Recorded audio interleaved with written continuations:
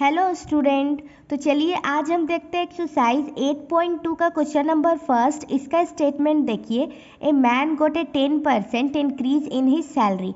मतलब कि एक आदमी है और उसकी सैलरी में उसे 10% इंक्रीजमेंट मिलती है, ठीक है। In his new salary is ₹1,54,000 और उसका जो न्यू सैलरी है वो है 1,54,000।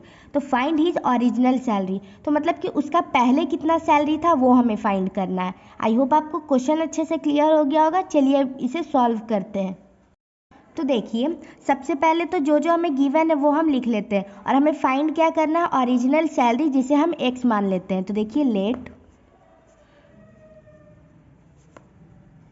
Late the original salary be x, ठीक है, ये हो गया। फिर हम लिख लेते हैं इंक्रीज इन हिज सैलरी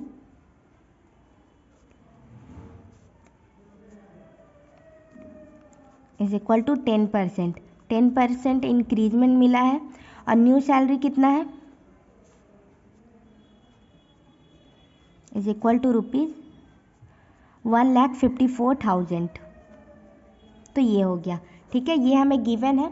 तो आई होप आपको अच्छे से क्लियर हो गया होगा। चलिए अब हम देखते हैं अकॉर्डिंग टू क्वेश्चन। तो इसका एक फार्मूला होता है और आपने इंट्रोडक्शन पार्ट में देखा होगा। तो देखिए, इसका फार्मूला होता है 100 प्लस गेन। यहाँ गेन हुआ है, इंक्रीजमेंट मिला है, मतलब ये गेन हो गया, कितना है, 10% है, तो प्लस 10 होगा बाई 100 प्लस 10 होगा बाई 100 और इंटू हम कर देंगे x से, जो कि CP होता है, मतलब कॉस्ट प्राइस, ये फॉर्मूला के हिसाब से।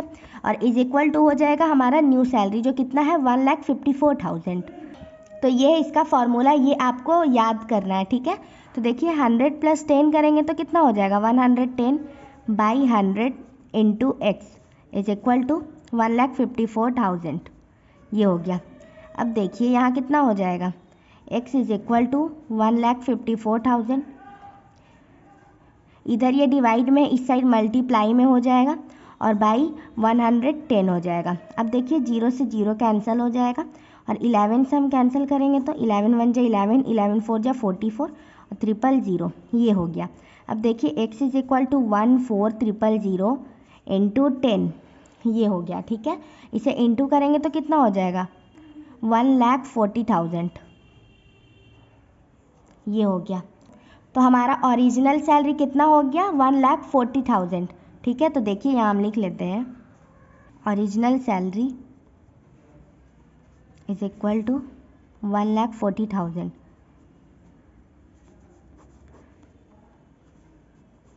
ठीक है।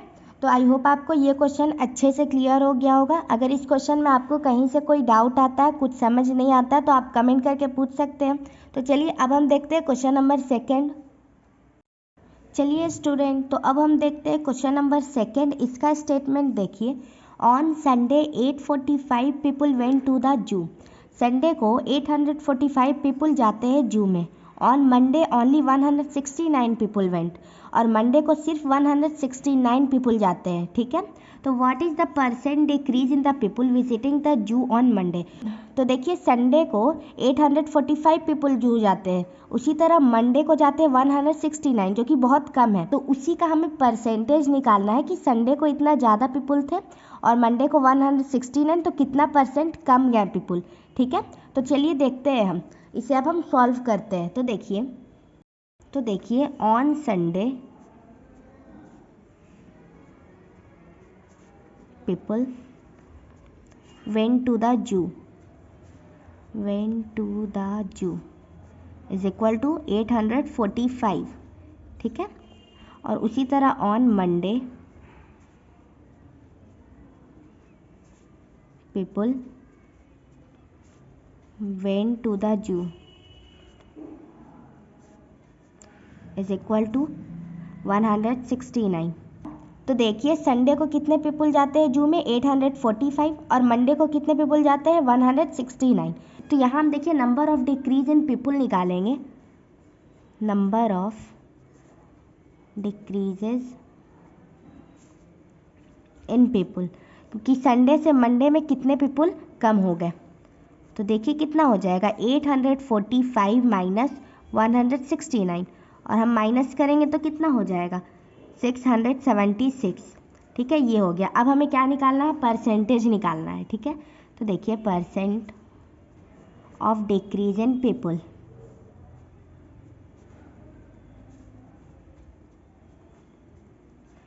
Is equal to 676। और हम कंपेयरिंग किससे कर रहे हैं, संडे से, क्योंकि संडे को ज़्यादा पीपल गए थे जू में, तो टोटल मतलब वही हो जाएगा 845। तो यहाँ हम लिखेंगे 845, तो इंटू कर देंगे हम 100 से, क्योंकि हमें परसेंटेज निकालना है। तो देखिए ये हो गया। तो देखिए अब हम यहाँ डिवाइड करते हैं 5 से, तो 5 से कैंसिल करेंगे 100 को 20 टाइम में, 845 को करेंगे 169 टाइम में कैंसिल। ठीक है, अब देखिए 13 से करते हैं, 13 1 जा 30, 33 जा 39। उसी तरह 676 को भी 13 से कैंसिल करेंगे तो कितना हो जाएगा, 52। फिर से 13 से कैंसिल करेंगे तो 4 टाइम में कैंसिल हो जाएगा। तो कितना आया, 4 × 20, ये आ गया हमारा। ठीक है, अब देखिए हम इंटू करेंगे, हमारा कितना हो जाएगा, 80%। तो मतलब कि संडे से मंडे में 80% पीपल कम हो गए। तो यहाँ हम लिखेंगे, देखिए decrease in the people visiting